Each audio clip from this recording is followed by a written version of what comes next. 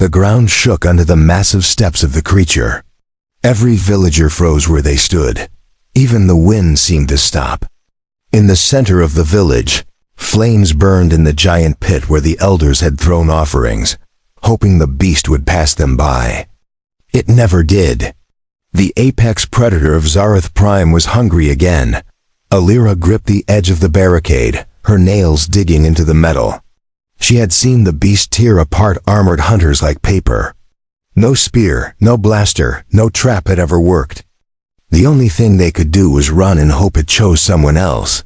But this time, there was no place to run. It had entered the heart of the village. The towering monster roared, its voice shaking the air like thunder. Its eyes locked on the crowd. People screamed. Some dropped to their knees. Alira felt her body freeze, the instinct to flee crushed by fear. Then a figure stepped forward, someone she had never seen before.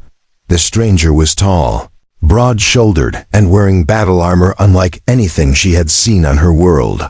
His helmet was clipped to his belt, revealing short blonde hair and calm blue eyes. There was no trace of fear on his face. Instead, he carried a long, jagged blade on his back and some strange device at his side. Everyone shouted for him to get back. The elders called him mad, but he kept walking. His boots crunched over the dirt, his gaze locked on the beast. Alira's breath caught. She knew what would happen next. The creature would strike, and the human would be gone before he could raise his weapon. But that wasn't what happened. The beast lunged, jaws wide enough to crush a man in a single bite. The human moved faster than her eyes could follow. A flash of steel, a spray of dark blood. The predator roared in pain, stumbling back. Gasps rippled through the crowd. Alira had never seen anything like it. The human didn't just wound the beast, he pressed forward, slashing again, driving it back like it was nothing more than a wild animal. His movements were precise, controlled, almost effortless. The predator, which had terrorized their people for generations, was being forced to retreat. The battle was short. With a final strike to the neck, the beast collapsed, its body shaking the ground one last time before going still. Silence fell over the village. The human stood over the corpse, breathing steadily. Then, to Alira's complete disbelief, he knelt beside the predator's head, pulling a blade from his belt, not a weapon this time, but something for cutting meat. He sliced through the thick hide with practiced skill, carving away a massive piece of the beast's flesh. The smell of scorched muscle hit the air as he carried it to the fire pit. Without asking permission, without a word to anyone, he tossed it into the flames. The villagers stared. No one moved. Eating the predator wasn't just unthinkable, it was dangerous. The meat was said to be poisoned, cursed by the spirits of the hunt. Hunters who had tasted even a bite had died screaming. Alira took a step forward, her voice trembling. You can't eat that. It will kill you." The human glanced at her, a small confident smile curling his lips. "Where I'm from, nothing goes to waste," he said simply. He turned the meat over in the flames, the fat sizzling and dripping into the fire. The scent was unlike anything she had ever smelled, rich, heavy, mouth-watering. The human didn't seem worried. He pulled the meat from the flames, let it cool for only a moment, and bit into it as if it were an ordinary meal. Alira's eyes widened. "You're insane," she whispered. He chewed slowly, swallowed and nodded. "Not bad," he said. "A little tough, but good flavor." The elders whispered in shock. The crowd backed away, as if the human were cursed, but Alira didn't move. She couldn't take her eyes off him. He had just done the impossible, not only killing the apex predator, but eating it without fear. Human noticed her stare. "You act like I've done something wrong," he said, tearing off another bite. "You have no idea what you've done." Alira replied. He smiled again, that same calm, unshakable look in his eyes. "Maybe not," he said. "Or maybe I know exactly what I've done." Somewhere deep inside, Alira felt something strange: fear, yes, but also something else. Curiosity. She didn't know it yet, but this moment would change everything. Asterisk.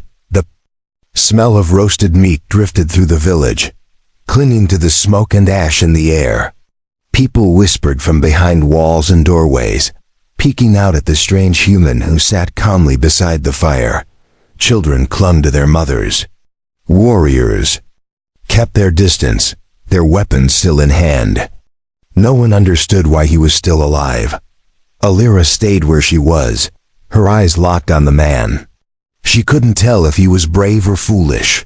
The predator's hide still steamed in the dirt behind him, its lifeless eyes staring into nothing. It was a sight no one in the village had ever thought they would see. The human noticed her watching. "You're still here," he said, his voice steady, almost amused. She didn't answer right away. "You don't seem to fear death," she finally said. He tore another bite from the meat and chewed before replying. "Where I come from, death fears us." His words carried a quiet confidence that made her uneasy. The elders approached cautiously. Their leader, a tall, thin man with white tattoos on his face, stepped forward. "Human," he said, his tone careful. "You have killed the great beast of Zaryth Prime. Do you understand what this means?" The man shrugged. "It means you don't have to worry about it anymore." The elder's eyes narrowed. "It means you have broken the balance. That creature was a force of nature. Without it, the smaller predators will grow in number. The land will change." The human looked unimpressed. "Then I'll kill them too." A wave of murmurs swept through the villagers. Alira felt her pulse quicken. This man wasn't like anyone she had met before. He spoke as if there were no limits to what he could do. "You cannot stay here," the elder said firmly. "You have brought danger to us." The human stood, flames lighting the armor across his chest. "Danger follows me," he said, "but so does safety if you're on my side." His words unsettled everyone. Warriors gripped their weapons tighter. Mothers pulled their children inside. But Alira stayed still. Something in his voice told her he wasn't threatening them. He was offering them something. The elder shook his head. "We cannot accept this. Leave before nightfall." The human didn't argue. He simply turned and began cutting more meat from the predator's corpse, storing it in some kind of metallic pouch on his belt. His movements were efficient, like a man used to survival in hostile places. Alira felt torn. Every lesson she had learned warned her to stay away from outsiders, especially dangerous ones. But she couldn't stop thinking about how easily he had done what no hunter on her planet could. When night fell, the human was still by the fire. Most of the village had gone silent, the doors shut tight. Only the crackle of flames and the distant calls of nocturnal creatures filled the air. Alira approached him slowly, her steps careful. "They want you gone," she said. He didn't look up. "I figured. You should go. If you stay, they will see you as a threat." He finally glanced at her. "Do you see me as a threat?" She hesitated. "I don't know yet." He chuckled softly. "Fair enough." Her eyes moved to the predator's body. "How did you kill it?" "Our strongest warriors couldn't even wound it." He tossed a small piece of meat into the fire. "Experience. And because where I come from, we've fought worse." Alira frowned. "Worse? That thing was the deadliest creature on our planet." The human leaned back, staring into the flames. "On your planet," he said quietly, "there are bigger monsters out there. Some you can't even imagine." She shivered, unsure if he was telling the truth or trying to scare her. "You're not here by accident, are you?" she asked.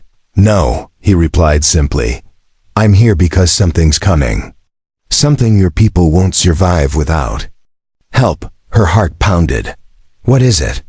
He met her gaze, his eyes steady. "If you're willing to listen, I'll tell you. But once you know, there's no going back." Alira didn't look away. "Tell me." The fire popped between them. The human nodded slowly, as if deciding she had passed some unspoken test. Your apex predator wasn't hunting your people for food, he said. It was being driven toward you. Something else pushed it from its territory. Something bigger. And it's still out there. Alira's breath caught. The idea that something worse than the beast could exist made her skin crawl. He stood, fastening the meat pouch to his belt. If you want your people to live, you'll help me track it. She stared at him. Why me? Because, he said, you didn't run. For the first time since the day began, she realized he was right. And that scared her more than the beast ever had. The cold wind swept across the open plains beyond the village. Alira had never been outside the protective borders at night. Even trained hunters feared these lands. Yet now she was walking beside a man who treated danger like it was nothing. More than a mild inconvenience, the human moved with silent purpose, his eyes scanning every shadow. He carried a strange long weapon across his back and a small glowing device in his hand. It beeped softly every few seconds, the light pulsing. In rhythm, what is that? She asked, nodding toward the device. A tracker, he replied without looking at her. It's picking up heat signatures. Helps me know what's out there before it knows about us. She frowned. Your weapons, your tools, they are nothing. Like ours, where did you get them? He smirked slightly. From a place your people have never seen. The land around them grew darker, the sound of insects and distant predators echoing in the night. Every step took them farther from the safety of the village. Alira's instincts screamed for her to turn back, but curiosity held her in place. Humans stopped suddenly, crouching low. He gestured for her to stay quiet. She followed his gaze and saw movement in the grass ahead. Something large, moving fast. Her breath caught in her throat. From the shadows, a massive creature emerged bigger than the predator he had killed earlier. Its body was covered in armored plates, its eyes glowing faintly. It moved with deliberate slowness, as if testing the air. That's not it, the human whispered. But it's close. Alira's voice was barely audible. Close to what? To the thing that's pushing these predators out of their territory. The creature turned its head toward them. Before she could blink, the human was already moving. He pulled the long weapon from his back, aimed, and a sharp crack split the air. The beast roared, stumbling backward as a searing line of energy burned into its chest. It tried to charge, but the human sidestepped effortlessly, firing again. This time the shot hit its head, and the creature collapsed into the grass. Smoke rose from the wound. Alira stared at him in shock. You killed it in seconds, he reloaded calmly. That was just a scout. Her stomach tightened. If this was only a scout, she couldn't imagine what the real threat looked like. They continued deeper into the plains. The moonlight revealed jagged rock formations and strange glowing plants swaying in the wind. The human seemed to know exactly where he was going. Why are you helping us? She asked. His answer came after a pause. Because what's coming doesn't care about humans or your kind. It kills everything. And I've seen what happens to worlds that aren't ready. His tone carried weight, a heaviness that made her skin prickle. You've seen this before? He nodded once. Twice, the first time I was too late. The silence between them grew heavy. Alira found herself watching his face when he wasn't looking. There was no doubt in her mind that he was dangerous, but there was something else too. A quiet sadness, hidden under the armor and confidence. They reached a ridge overlooking a wide canyon. The tracker in his hand began to beep faster. It's here, he said. Alira peered into the canyon. At first, she saw nothing. Then, a shadow moved huge, slow, and impossibly massive. The air seemed to vibrate with its presence. She couldn't make out its shape, only the glint of enormous teeth when it lifted its head toward the moonlight. Her knees felt weak. That's impossible. The human's voice was calm. That's what I came for. The creature let out a low, rumbling growl that shook the rocks beneath their feet. It was far larger than any predator on Zaryth Prime, Even from this distance, Alira could feel its killing intent, like a pressure on her chest. "How do you plan to kill?" "That?" she asked, her voice breaking. He glanced at her, the corner of his mouth lifting into a faint smile. "Same way I killed the last one, but I'll need bait."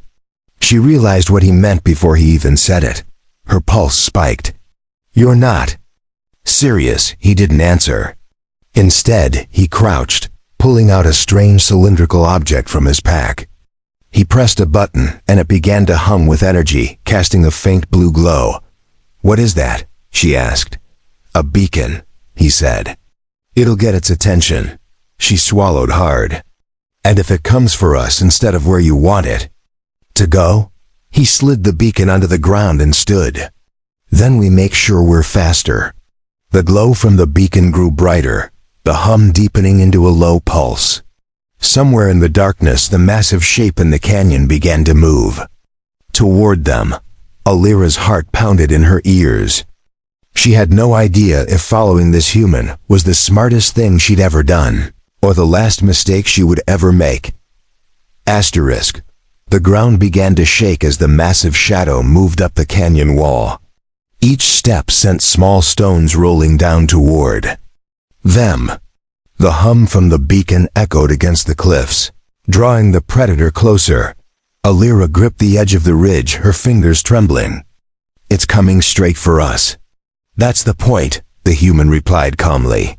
He adjusted the long weapon on his shoulder, checking the glowing readouts along the side. She glanced at him in disbelief. "You can't be calm right now. That thing could swallow us whole." He didn't take his eyes off the approaching shape. "If it gets that close, I've already lost."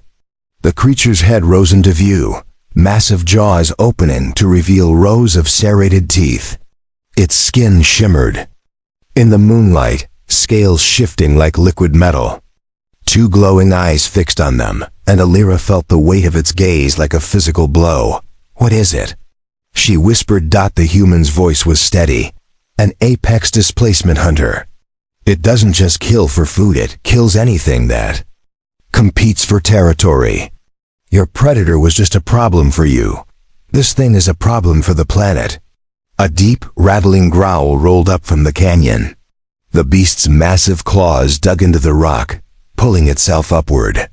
The air around it seemed to vibrate with heat, and the smell of scorched earth reached them. The human dropped into a crouch and signaled for her to move back. "When I fire, it's going to charge. You move left, I go right. Don't stop until you reach those rocks." He pointed toward a jagged outcropping in the distance. She hesitated. "And if it follows me instead of you? Then I'll make sure it regrets it." Before she could respond, he aimed and fired. A bright spear of energy shot from the weapon, striking the beast in the shoulder. It roared, the sound shaking. "The ridge! Move!" he shouted. Alira ran. Her boots pounded the dirt, her breath coming in short bursts. She heard another blast behind her, followed by the thunder of the beast's steps. She didn't dare look back. The ground shook harder, and she stumbled, barely catching herself. Out of the corner of her eye, she saw the human roll across the ground to avoid a massive claw swipe. He fired again, this time hitting one of the glowing eyes. The predator roared in pain, thrashing violently. She reached the outcropping and ducked behind it. From there, she watched as the human moved with impossible speed, dodging attacks and firing in precise bursts. Each shot left a burning hole in the beast's armor like hide. But it wasn't enough. The predator kept coming, its rage growing. It swung its tail, smashing a section of the ridge into rubble. Dust and debris filled the air. The human dropped the rifle and pulled a smaller weapon from his hip. He pressed something on its side, and the barrel began to glow white-hot. "What is he doing?" Alira muttered to herself. With a shout, he charged straight toward the beast. It lunged, jaws snapping shut just behind him. He slid under its chest, jamming the glowing weapon into a gap in its armored plates. A blinding flash erupted, followed by a sharp, piercing sound that made Alira's ears ring. The beast roared again, this time in agony.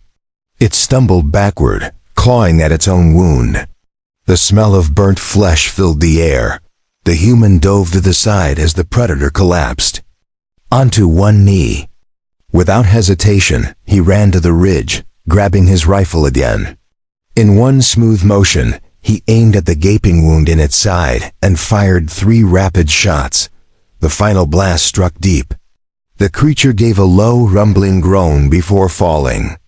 Onto its side, shaking the ground one last time. Then, silence. Alira emerged from her cover, her legs unsteady. She walked toward him slowly, staring at the dead predator. "You killed it," she said, her voice filled with disbelief. He reloaded his rifle calmly. "That's what I do." She looked from the corpse to him. "You make it sound like this is normal for you." "It is," he replied, glancing at her, "but it's never just about the kill. We need to find out why it came here in the first place." Her eyes widened. "You mean there could be more?" The human gave a short nod. "If this one was here, something else might be driving them toward your lands. And whatever that is, it's worse than this." The idea made her stomach twist. If there was something more dangerous out there, the planet was in far greater danger than anyone realized. He slung his weapon over his back and began walking toward the canyon's edge. "Come on, we need to track the source before night ends." Alira followed, her gaze lingering on the massive predator's body. She had thought the human eating the first beast was the most shocking thing she'd ever see. Now she wasn't sure what would surprise her next. Asterisk. The night air was heavy with the scent of smoke and scorched earth. The canyon stretched before them, wide and dark, its depths hiding whatever had driven the predator to attack. Alira kept close behind the human, her eyes scanning the shadows. Every rustle of grass made her flinch. He moved like a man who had walked through worse places. His steps were quiet, controlled, every movement purposeful. The small glowing tracker in his hand pulsed faster now, its beeping sharper. "What's it picking up?" she asked. He glanced at it. "Energy. Stronger than anything that should be out here." Her brow furrowed. "Energy? Like a weapon?" "More like a signal," he replied. "Something's calling these creatures. And whatever's doing it isn't natural." They descended into the canyon, the walls rising high on either side. The ground was littered with bones, small animals, larger beasts, even remains of the apex predators. Some were cracked open, as if something had fed on the marrow. Alira's voice trembled. "These are fresh," the human nodded. "Which means we're close." The further they went, the more wrong everything felt. The air grew warmer, the shadows sharper, and a faint vibration hummed beneath their feet. The sound seemed to come from ahead. Deep within the canyon dot, they rounded a bend and froze dot in the clearing below. A strange structure pulsed with red light. It looked almost alive, its surface shifting like muscle under skin. Long, thin spines rose from its sides, releasing low-frequency hums into the air. Around it, several smaller predators circled as if guarding it. Alira's breath caught. "What is that?" The human studied it for a long moment. "Not from this world," her stomach twisted. "You mean alien?" His gaze stayed fixed on the structure. "Not like me, worse. These things don't come to talk. They come to strip a planet bare." One of the smaller predators raised its head, sniffing the air. The human pulled her into the shadows of the canyon wall. "How do we destroy it?" She whispered. "We don't," he said quietly. "Not yet. First, I need to know if this is the only one." Alira looked at him sharply. "If there are more of those, the planet won't survive," he finished. "I know." For several minutes, they stayed hidden, watching the predators pace around the structure. The human's eyes never stopped moving, scanning for patterns, weaknesses, anything he could use. Finally, he spoke. "We'll have to take one alive." She blinked.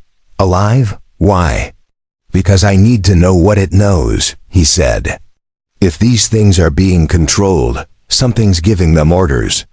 If we can find the source, we can stop them before the real damage starts. Alira's throat went dry. You want to capture one of those? He smirked faintly. I've done worse. Before she could argue, he was already moving. He drew a small cylindrical device from his belt and pressed a button. A faint electric crackle filled the air as the device powered up. What is that? She asked. A stunner.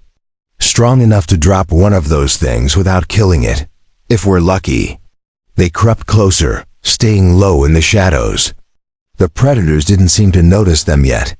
The hum from the alien structure covered the sound of their movements. When they were close enough, the human nodded to her. When I hit it, help me drag it back into cover. Alira swallowed hard, but not a dot. He waited for the nearest predator to pass, then lunged forward.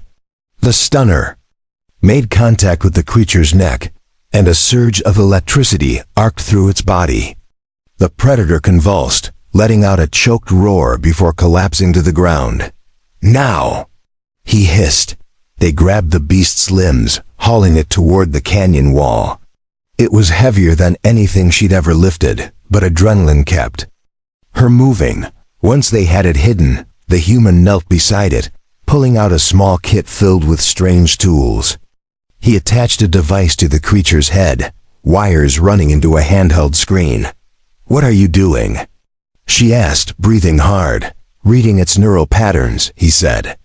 If it's being controlled, there'll be a signal trace. The screen flickered, then displayed a pulsing wave. His jaw tightened. There it is. Alira leaned closer.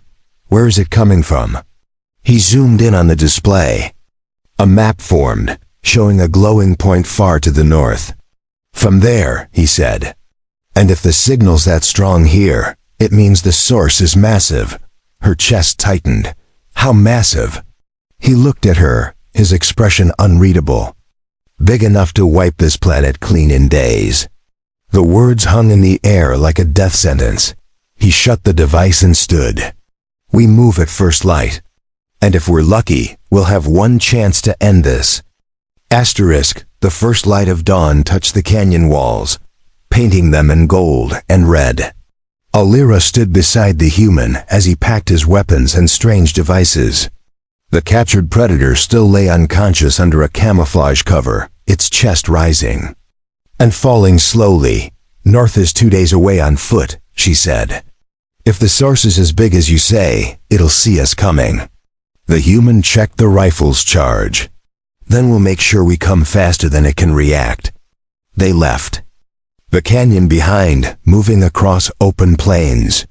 The ground became cracked and dry, the air heavy with the smell of ozone. Every hour, the tracker's beeping grew faster. By midday on the second day, the landscape changed. Jagged towers of black stone jutted from the earth like broken teeth. Between them, massive structures pulsed with the same red light as the one they had seen in the canyon. Only here, there were dozens. Alira's chest tightened. There are more, the human's jaw clenched. And they're already building. Predators of all shapes and sizes moved around the structures, carrying pieces of metallic material, digging deep trenches and guarding the perimeter. Above, strange floating machines drifted in slow circles, scanning the ground below. Alira whispered, "We can't take all of that." "We don't need to," he said. "We take the core. Without it, everything here shuts down." She frowned. "Where's the core?" He pointed to the largest structure in the center, a towering spire of dark metal, its top glowing with an intense crimson light. "That," he said simply. They moved carefully, using the black stone towers as cover. Every step brought them closer to the spire. The heat in the air grew stronger, and a deep humming vibrated in Alira's bones. Halfway there, a predator spotted them. Its roar split the air, and chaos erupted. "Run!" the human shouted. They sprinted between the towers, the ground shaking as predators closed in from every side. Energy blasts from the floating machines scorched the earth around them. The human fired back, each shot dropping an enemy before it could reach them. When they reached the base of the spire, he pulled a small, heavy case from his pack. He slammed it against the structure, the metal unfolding into a series of glowing charges. "What is that?" she asked, panting. "Enough to turn this thing inside out," he replied. "But I have to arm it manually." Predators surged toward them. Alira grabbed a dropped weapon from the ground, a crude spear from one of the smaller guards, and stood in front of him. "Then I'll hold them off." He didn't argue. His hands moved fast over the device, each button press making the glow brighter. Behind him, Alira fought desperately, jabbing and slashing to keep the creatures from reaching him. One broke through, its jaws snapping inches from his head. Without turning, the human drew his sidearm and fired, the beast collapsing instantly. "Done," he shouted. He grabbed her arm and pulled her toward the nearest cover. "It's going to blow now." They ran, weaving between the towers as the spire's glow grew blinding. A deep rumble shook the ground, followed by a deafening explosion.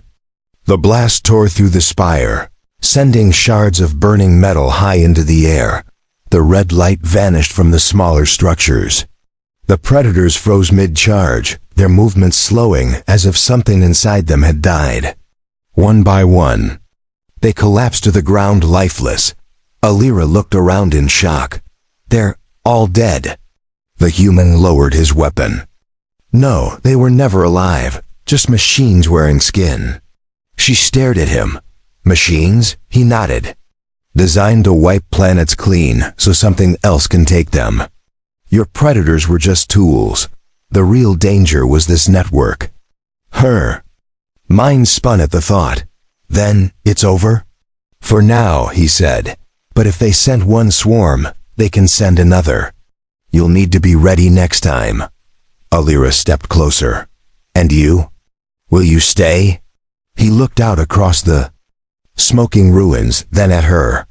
"No, there are other worlds that need me, but..." He reached into his pack and tossed her a small metal disc. "If you ever need me again, press that. I'll come." She caught it, the metal warm in her hand. "You ate our planet's deadliest beast," she said quietly. "And you fought something even worse. I still don't understand you." He gave a small, tired smile. "You don't have to. Just remember, sometimes the only way to beat a monster is to be willing to sit at its table." With that, he turned and began walking toward the horizon, the rising sun casting his shadow long across the broken land. Alira watched him go, the metal disc still in her palm, and for the first time in her life, she felt a strange mix of fear and hope.